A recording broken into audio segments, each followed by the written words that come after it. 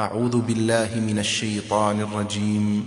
بسم الله الرحمن الرحيم. سبح لله ما في السماوات وما في الأرض وهو العزيز الحكيم. هو الذي أخرج الذين كفروا من أهل الكتاب من ديارهم لأول الحشر ما ظننتم أن يخرجوا وظنوا أنهم مانعتهم حصونهم من الله فأتاهم الله من حيث لم يحتسبوا وقذف في قلوبهم الرعب يخربون بيوتهم بأيديهم وأيدي المؤمنين فاعتبروا يا أولي الأبصار. ولولا أن كتب الله عليهم الجلاء لعذبهم في الدنيا ولهم في الآخرة عذاب النار. ذلك بأنهم شاقوا الله ورسوله ومن يشاق الله فإن الله شديد العقاب. ما قطعتم من لينة أو تركتموها قائمة على أصولها فبإذن الله وليخزي الفاسقين. وما أفاء الله على رسوله منهم فما أوجفتم عليه من خيل ولا ركاب ولكن الله يسلط رسله على من يشاء والله على كل شيء قدير. ما أفاء الله على رسوله من أهل القرى فلله وللرسول ولذي القربى واليتامى والمساكين وابن السبيل كي لا يكون دولة بين الأغنياء منكم. وما آتاكم الرسول فخذوه وما نهاكم عنه فانتهوا واتقوا الله إن الله شديد العقاب. للفقراء المهاجرين الذين أخرجوا من ديارهم وأموالهم يبتغون فضلا من الله ورضوانا وينصرون الله ورسوله أولئك هم الصادقون. والذين تبوأوا الدار والإيمان من قبلهم يحبون من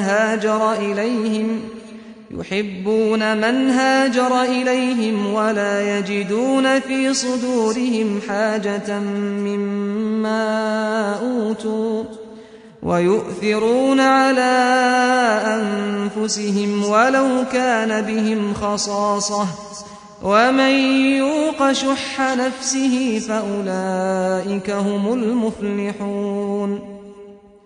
والذين جاءوا من بعدهم يقولون ربنا اغفر لنا ولإخواننا الذين سبقونا بالإيمان ولا تجعل في قلوبنا غلا للذين آمنوا ربنا إنك رؤوف رحيم.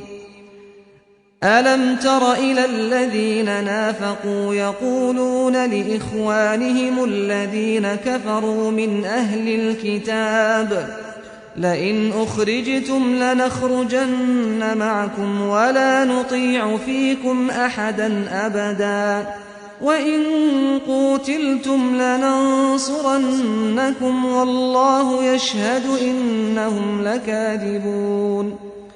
لئن أخرجوا لا يخرجون معهم ولئن قوتلوا لا ينصرونهم ولئن نصروهم ليولن الأدبار ولئن نصروهم ليولن الأدبار ثم لا ينصرون لأنتم أشد رهبة في صدورهم من الله ذلك بأنهم قوم لا يفقهون لا يقاتلونكم جميعا إلا في قرى محصنة أو من وراء جدر بأسهم بينهم شديد تحسبهم جميعا وقلوبهم شتى ذلك بأنهم قوم لا يعقلون كمثل الذين من قبلهم قريبا ذاقوا وبال أمرهم ولهم عذاب أليم كمثل الشيطان إذ قال للإنسان اكفر فلما كفر قال إني بريء منك إني أخاف الله رب العالمين فكان عاقبتهما أنهما في النار خالدين فيها وذلك جزاء الظالمين يا أيها الذين آمنوا اتقوا الله ولتنظر نفس ما قدمت لغد واتقوا الله إن الله خبير بما تعملون ولا تكونوا كالذين نسوا الله فأنساهم أنفسهم أولئك هم الفاسقون لا يستوي أصحاب النار وأصحاب الجنة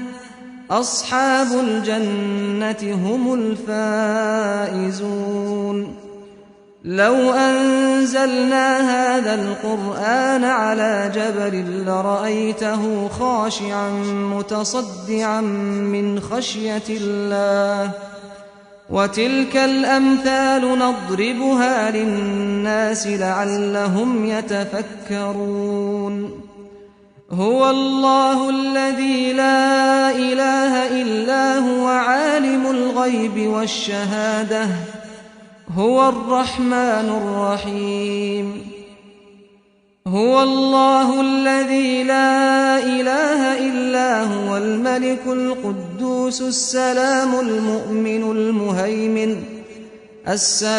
المؤمن المهيمن العزيز الجبار المتكبر سبحان الله عما يشركون هو الله الخالق البارئ المصور له الأسماء الحسنى يسبح له ما في السماوات والأرض وهو العزيز الحكيم